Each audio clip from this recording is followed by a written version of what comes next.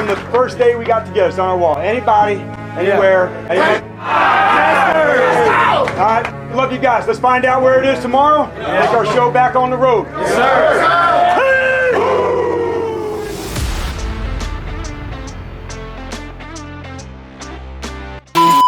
Gentlemen, boys and girls, children of all ages, and for all of our subscribers, our Burgundy Ballers, welcome to the NFC Championship game previews and predictions episode here on the Ballin In Burgundy podcast. Yeah, myself and Andrew here tonight. Andrew, what's going on, man? What's up? What's up? I've never heard that before. Dude. Welcome to the NFC Championship preview video. Man. NFC Championship. NFC Champion. Winner takes a ride down to New Orleans in the snow to the Super Bowl. Wow. We have a lot of cover going into this game, man. Quite a bit. It's a big game. Man, big game, big implications. But guys, before we get into this, don't forget like and subscribe. Like, share, and subscribe here on Ballin In Burgundy Podcast YouTube. We are currently sitting at 440 subscribers. We are 60 subs away from 500. Y'all have shown massive love to Reading and love them. You got them over 1,000. You got Tone over 4,000. You got Rio over 1 million career views. Let's get us to 500 subscribers. I wanted that for Christmas, and Santa did not come early. Nor did he come ever for me, apparently. But let's get us to 500 subscribers. Like, share, and subscribe. Share it to all your friends who watch football, whether they're Commanders fan or not, because we're going to get into some non-Commanders football content this offseason. We're going to rebrand and the whole night. It's going to be a good time. But go follow us on Instagram and TikTok. It's still up, guys. At Ballin In Burgundy Podcast. Twitter, at BIB Podcast 22, because Twitter hates long usernames. Shout out to the sponsors. Rio, Tone, Washington on the Daily, and Corvus Born. Is day one. We will have them in the offseason, of course. But, man, let's get into this. 3 o'clock Eastern, 12 p.m. Pacific, in Philadelphia. The Washington Commanders take a trip up I-95 to the link for round 3 against the Philadelphia Eagles. Winner goes to the Super Bowl to represent the NFC. Never thought a day in my life would I say those words out loud. We haven't yet. First time in my life, first time in your life. This is new to both of us. So I honestly still haven't fully processed it. Like, I'm still kind of in shock that we actually beat the Lions. Yeah. Yeah. Dude.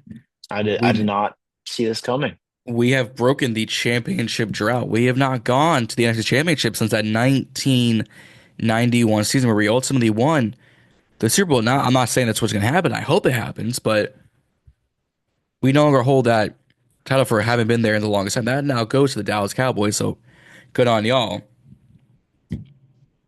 But we did this. And we talked about this with Anthony Armstrong last episode. Y'all can go watch that just up here to go click on it. Rookie QB. New head coach. New coaching staff. New roster. New organization management. New owner. New era. This name across Washington, on New York's it says Commanders. It means something now. We turned this franchise around. I think this might be the greatest rookie quarterback season of all time. I would 100% agree with that. I think Russell probably competes. Yep. I think Herbert probably competes.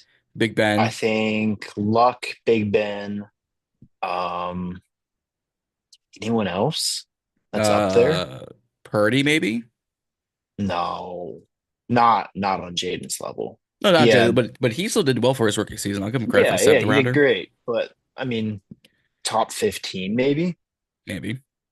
Jaden's easily top 5. If not top 3. If not top 1. Like, he legitimately could have the best rookie quarterback season of all time. And if we get to the Super Bowl, if we beat the Eagles Sunday, I think it pretty much solidifies that. Would you agree? I would agree. Y'all let us know down below in the comments, and I'll probably clip this out. Let us know if you think JD5 has had the greatest rookie quarterback season of all time. And if not, let us know who you think. Is it Mr. Unlimited Russell Wilson? Is it head and shoulders Justin Herbert? Is it Big Ben Tower Ben Roethlisberger? Is it Andrew the sheriff or not the sheriff the horseshoe luck or whatever the general what he is in Madden? Let us know down below in the comments. Yeah, it's absolutely insane. I'm looking at this stat. With a win in Philly, Washington can become the third team ever to be the top 3 seeds in their conference in a single postseason, and the third and number 6 team to reach the Super Bowl since the Steelers did in 2005 and the Packers did in 2010. They both won their Super Bowls. Super Bowl 40, Super Bowl 45. We can keep making history. I don't know if you saw the photos of Jaden and Frankie and Dan and Terry doing their press conference the other day. Oh, and the yeah. backdrop was the NFC Championship and Into a TurboTax backdrop. Never thought I would see the day. Crazy. I still can't process it. I don't know how to feel. And they just put out like another banger video a few minutes ago on their social medias. Yeah. Y'all can go watch, dude. Who runs our social media team? Because they need an expeditious raise.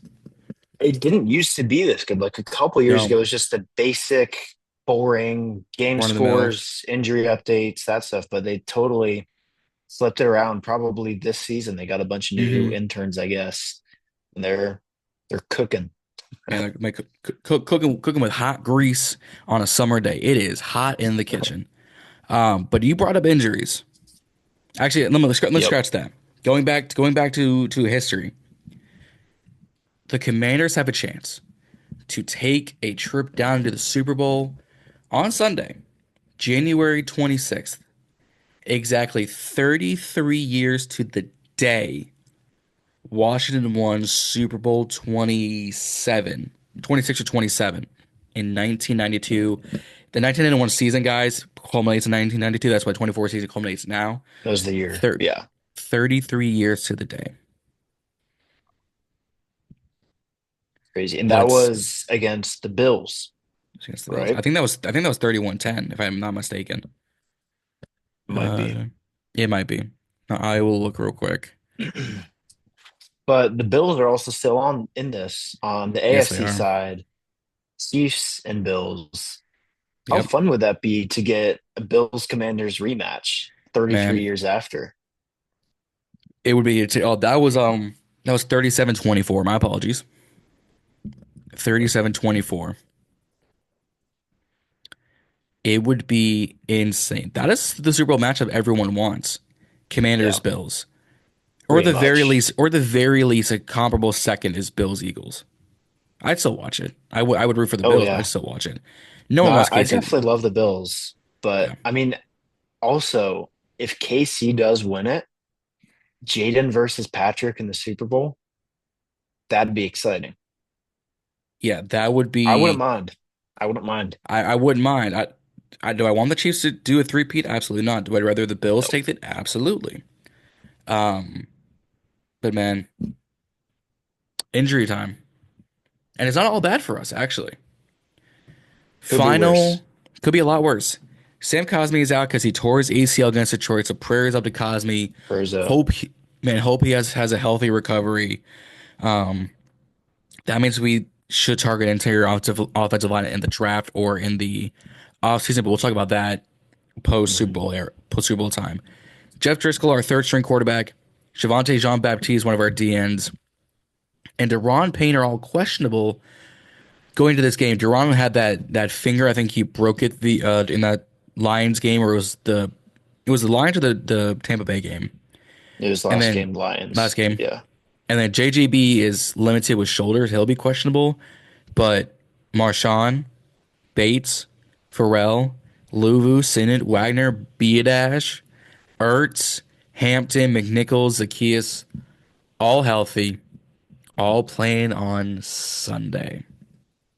That's good. I hope we can get Payne back. As much as I hate on him, he's Hmm. still a critical piece of our internal D-line rotation. And he played well the last 2 weeks. He's He picked did. it up. So, I mean, if he can reciprocate that, that'd play a large role, especially for stopping Saquon, which we Yep. should touch on because that's going to be a really, really, really big piece of winning this game. It's going to be very, very interesting. I'm trying to pull up the Eagles injury report because Dallas Goedert and Cam Jurgens are both, if I remember correctly, reading. Here we go. Cam Jurgens is going to be questionable going into this game. Britton Covey, their speedy wide receiver, will be questionable with his neck. But AJ's good to go. Goddard's good to go. Hurts is good to go, but he will most likely have a brace on his knee. Hurts, yeah. Hurts. So that's going to be interesting if we get the full run of the mill Jalen, or do we get pocket passing 192, only 200-yard type of games Jalen, and he doesn't I run for a mean, whole lot. he really did hurt it. Like, if this wasn't the playoffs, if this was the regular season, he would not be playing in this game. I'm fully convinced, but they need him. Yep. I hope he's rushing because I've got him over 22 rushing yards on a 10 leg parlay. I can But see that. I don't think it's going to happen because Mm, we placed that before we knew he was playing with a decently, I don't want to say severe, but like moderate injury. it's He's decent. It's enough. Yeah, I don't think he's going to be running much. So, Mm-mm. and if he chooses to run, did you hear what Joe Witt was saying about Gonna that? treat him like a running back. Hit him hard.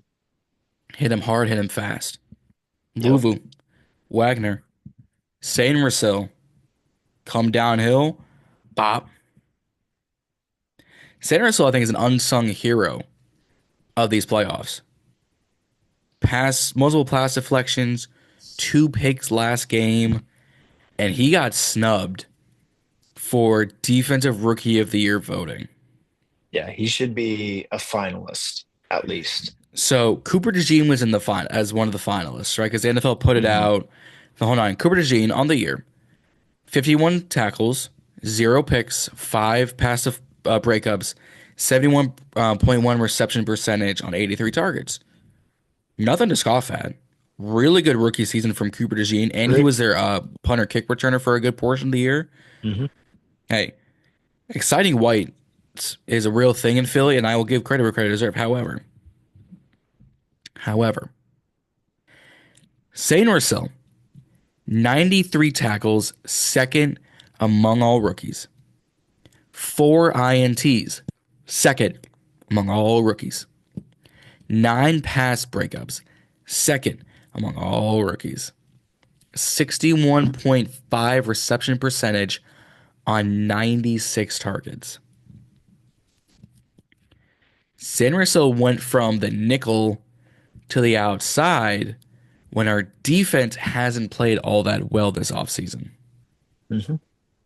He's played really well, and I feel like he deserves that finalist slot over Cooper. No disrespect to No, Cooper at all. He's a great player, but I mean, if you look at come the on now. numbers, Mike's been playing better. Yep. Hey, man. Frozone doing his Simple as that. thing, and I think he will show up this Sunday because he will probably be on Devonta Smith. Marshawn will be on A.J. Brown again. Yep. Aganagabi will probably be on Jahan. Hmm. You mentioned Saquon earlier. Let's get into him. What should we do to limit Saquon's ability? Because he keeps rushing for a buck 40, a buck 50 against us, especially in He first does. halves. That first time we played him was, yeah, he just kind of obliterated us. But the second time, we kind of held him off It pretty was a tale of good, two except for halves. that first quarter. Yeah, it was a tale of Because two the halves. first quarter, he had like 110 yards Hmm. or something like that. And then the last three quarters, the last half, we actually figured it out. I don't know exactly what the changes were that we made, but Joe at Junior noticed that we had to switch something up, and he did. So whatever he feels like is necessary, I trust that. I put Yep. the ball in his hands. But that's just gonna be a huge part of it. So really packing the D line, pressing linebackers up close. I mean, we're gonna have to watch out for him because I mean Hurts isn't gonna be running. He's their only running threat right now. Mm-hmm. Usually it's a dual threat. So if we can focus on him, make Jalen Hurts throw on us, Yeah. make him make good throws. I mean, tip your hat to him, but he also hasn't been as good lately. So No. I'm more comfortable making Jalen throw and then just making sure putting effort into stopping Saquon on the defense. I think when it comes to Saquon, my apologies, guys. It's late as we're recording. As it normally is. My thing for Saquon is limit the outside runs, block off the sidelines. That is, I don't want to say it's his bread and butter because Saquon is such a talented running back. I said this, I think, in the beginning of this season. If Saquon didn't go to the Eagles, I might be rocking a Saquon jersey. That's how good he is. But you're Commanders fans. I can also root for other players, and I want people to succeed. Saquon was in New York for so long. I forget, what would I compare him to? He's like if Barry Sanders got out of Detroit. Everyone would have rooted for him. We still do, but it's like that. And then Saquon found a home in Philly, so good on him. But if you can limit these outside runs, if you can get your edge to shift to the left or shift to the right, if you can figure out, hey, out of this formation, out of gun empty right, trip set to the left, if he's going left, you should still have a linebacker to go to the right, but shift everyone to the left, bring a safety or Sainristil up front, limit those sidelines. Because that's what he's really, those last few big runs against us, all convene to the sideline.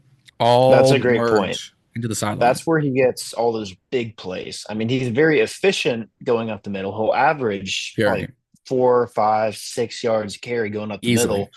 But the sidelines is where he gets those big 30, 40-yard runs that really kills us. So, I mean, he's so fast and like he can He's just bulky, shift too. and avoid people. Yeah, and he's strong. So when he gets out there in open space on the sidelines, that's where he's the most dangerous by far. I mean, Rio said about Tyler Owens in his offseason with me. I'm gonna say it like now, and I'm sure I'm not the only one who's saying it. Saquon's like a creative character. Saquon is someone you make on Madden or in College Football 25 in real life. Big, strong, powerful legs, but will evade tackles and juke like a wide receiver. Yep. It's disrespectful. Nailed it. It's disrespectful, and I mean that in like the most respectful way possible. It's disrespectful. Who would you so our offensive line is going to be reworked. Because Sam Cosme out, I think they're moving Trent Scott into the interior, and I think Cornelius Lucas takes back a tackle. Trent Scott did pretty well against Detroit taking over for Cosme. I don't think he gave up a sack. He did fine against Detroit, but earlier in the season, he definitely had some struggles. So I don't think one good game should make us feel comfortable, No. especially against the Eagles' defensive line. Yeah. I mean, But if you're trying to cement saying, hey, I've got this position good, it's the playoffs to do it. Yeah. Who's Carter going to be going up against mostly? Is that going to be Nick? He will probably Allegretti. So I would bet bet so. we're going to see a lot of double teaming. Oh, for sure. For shifting Tyler over, getting him to help Nick. And then that's probably going to leave Trent Scott on a lot of one-on-ones. So yeah, because Eagles D-line is one of the best in the league. Milton Williams, Jordan Davis, Jalen Carter, Nolan, because they run a 3-4. People forget they run a 3-4 with Milton Williams, Jalen Carter, Jordan Davis. Milton Williams, 6'3", 390. I think he's a bit bigger. I think he's at that 300. Jordan Davis at nose tackle, 6'6", 340. Jalen Carter, 6'3", 314. You have 3 defensive tackles rushing the ball. Not to mention, so that they run a similar offense or defense to what the Steelers run. Nolan Smith on the weak side. Bond and Burks in the middle. Josh Sweat on the south. Nolan Smith, in these playoffs, has come alive. He had 6 tackles and 2 sacks against us last game. He has produced, because it took him a little bit, but he's 6'2", 230. He's no slouch either. This is one of the best defenses in the league when it comes to their front 7. And there's a reason why Zach Bond's an all-pro. Jalen Carter, I think, is an all-pro, if not a Pro Bowler. Yep. Zach Bond's up for comeback player of the year, and I think defensive player of the year. Yeah. And we need to not, I don't want to say not struggle, but we need to limit how many big plays. I think we will give up a sack or 2 just because of how vaunted this defense will be against our offensive line. Just a sack or 2? Just a sack or 2. I don't think it's going to be anything egregious. I don't think it's going to be a 7-sack kind of game. I don't think they're going to get to him as much as they got to Matt Stafford last game, where I think they got 5. That's what I'm worried about. Yeah.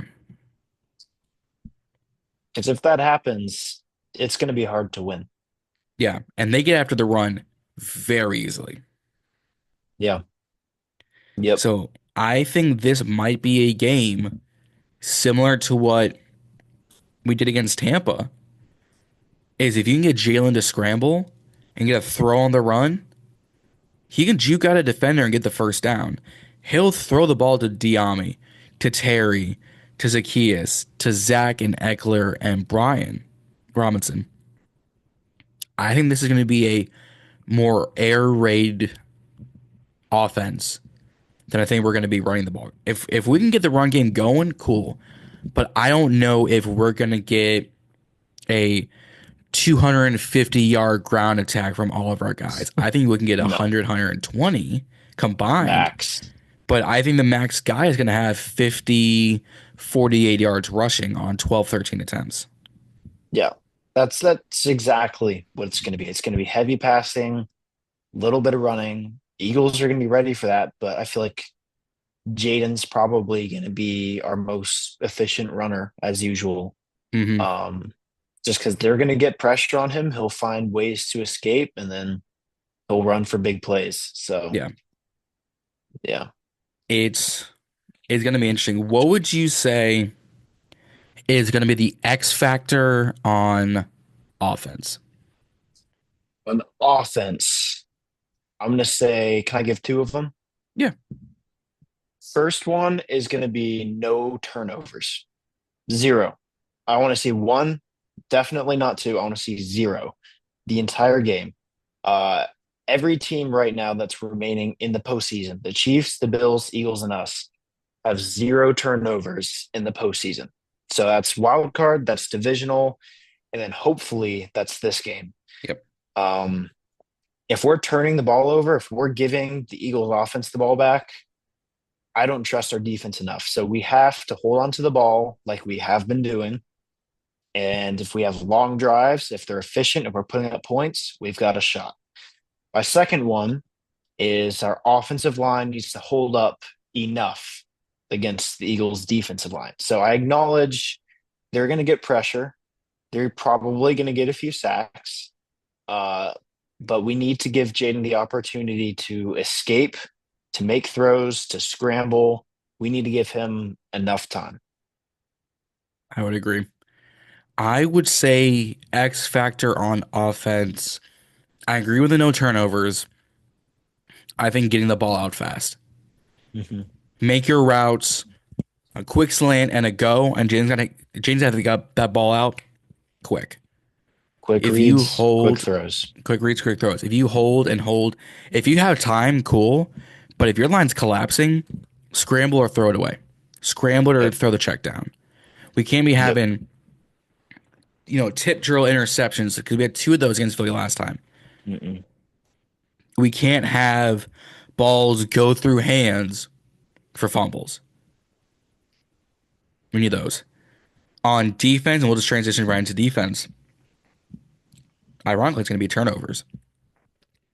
Yeah. Sacks, fumbles, interceptions. Jalen is prone to make mistakes. Mm-hmm. He's not a perfect... No quarterback is perfect, but at least in the NFC, he's one of those guys that he'll make a great play, but then he'll go 2 straight drives without making easy completions. He throws picks. He will throw picks. Yep. We need to get those picks. We need to get those Yep. fumbles. Even if it's a forced fumble and they recover it, but they've lost 6 yards, and now it's 2nd and 12, 3rd and 14, finish the drive. Don't let them get 12, 13, and then the first down. Get the ball out. Make a turnover. What would you say is your defensive X factor? I'm going to agree with you on the turnovers. And then I'm also going to state the obvious, which is stopping Saquon. So I feel like I really do believe it's possible we can hold them to under 100 if we can reciprocate what we did last game, with the exception of the first quarter. We've got a shot. We've just got to figure out how to organize the defense to focus on him. And if they throw on us, they throw on us. But we got to stop Saquon. I would agree. I would absolutely agree with that. As we kind of slowly slow things down, what would be a key? X factors are key to victories. I'm gonna take that out. What would you say is going to be the biggest player matchup going into this game? I like this question. Let me think about that. While you're thinking about that, guys, don't forget to like and subscribe here on BIB Road to 500 subscribers, and let us know down below what is going to be your X factor going into this game. Is it going to be offense? Is it defense? Is it special teams? Let us know down below while Andrew thinks of this answer. I've got to say it's going to be Terry and probably Slay, right? I mean, Terry's been the most clutch player for us this postseason. And I mean, the whole season in general. So in these big time moments, in these big games, we're going to need a veteran like him. He's going to need to step up, get open, and then make some important catches like he always does. So I think that's going to be a really important matchup. I would agree with that. Oh, player. So you got Terry. I'm going to go Marshawn on AJ or Sainristil on AJ. Yep. I think if you can shut AJ Brown down, he's still going to have a good performance. It's AJ Brown, one of the best receivers in this league. But if we can hold him to under 70 reception yards, hold him to not getting the ball, make him throw to Devontae or to Jahan or to Zach Pascal, great. Because you take down your biggest weapon. You take down the guy that is always open. You've got Terry on Slay. I've got Sainristil and Lattimore on AJ. Ironically, we both have wide receiver 1 and corner matchups. Yeah. I'll take it. But with that being said, our bread and butter, our go-to, those score predictions, it is time to give us some thoughts. We were both wrong last game. We kept it within like a 2 point, 3 point type of game. And we won by 14. So what are you saying going into this NFC Championship game is your score prediction? I say the Commanders win. I'm just going to start off with that. I didn't think we had a chance against the Lions. I was being optimistic and just sort of saying we win for the video. Deep inside, I didn't really believe in us, but it's changed. We beat the Lions, arguably the best team, by 14 points. Did anyone see that coming? I don't think so. There's a few people who had us winning, but if so, like you said, It it was was by close. slim margins. Yeah. Yeah. So at this point, they've really proved to me that anything is possible. We beat the Eagles once. We can beat them again. We split with them in the regular season. We meet again in the NFC Championship. It's going to be a very close game, but this is also the biggest game of our lifetime, of these players' lifetimes, most of them, of a lot of these coaches' lifetimes.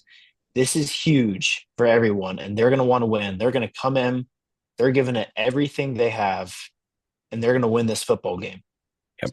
So, scores, last 2 games we've played on, both were in the 30s. I think if we want a chance to win, it's got to be the same deal.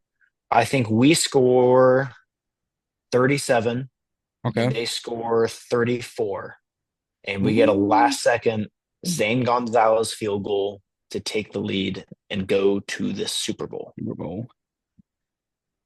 Super Bowl aspirations are on the horizon. I think we got to come out guns. I think it happens. I think we got to come out guns blazing. Mm-hmm. I think we need to have a lead and hold it. Mm-hmm. I'm going to go. Let's have a little deja vu. I'm going to go 36-33. I like it. Same score as last time for our Commanders, of course. 36-33. So I'm basically right on par with you. You said 37-34. I go 36-33. Mm-hmm. But man, who would have thought this time last year you would have heard the Washington Commanders will be in the NFC Championship. Little underdogs, yes. But with a chance to make the Super Bowl, I would have asked you what Madden you got. 3-13 to 12-5. Super Bowl possibility. 2-0 on the road in the playoffs. Every other road team went 0-8 this playoffs. Not us. Not Washington. 2-0 on the road. Let's go make it 3-0. Let's take a trip down to the Big Easy. Let's win us a Super Bowl in our lifetime. At the very least, let's just get a ticket to the dance. Because it would have been our first NFC championship since 91 still. Yeah. And we could still say we've done more than a majority of the NFC has in the past few years. Really, Dallas. But guys, I'm going to wrap things up. Like I said, don't forget to like and subscribe here on Ballin In Burgundy Podcast. Get us to 500 subscribers in this offseason. We might do a giveaway. We're going to do a little bit of rebrand. I'm going to go live with Reedy and Z tomorrow. As you guys see, this is going to be later today. But get us to 500 subscribers. Like and make sure you share with your friends and tell them about BIB. Instagram and TikTok at Ballin In Burgundy Podcast. Twitter at BIB Podcast 22. I cannot wait for Sunday. 3 o'clock Eastern. 12 o'clock Pacific in Philly, I believe on CBS, if not on Fox. Commanders. Fox. It's probably on Fox. I think. Commanders, Eagles, NFC Championship. Andrew, you ready? That's an understatement. And I'm ready for it. I'm ready to react to it. But man, let's prepare for this playoff game. Let's raise hell in Philly. Let's show these Eagles fans that there are Commanders fans out there, and we travel well. Let's raise hell on Sunday, guys. But in the meantime, let's go out there, and if we see y'all, make sure that you stay ballin', and we'll see y'all come Sunday. See you guys.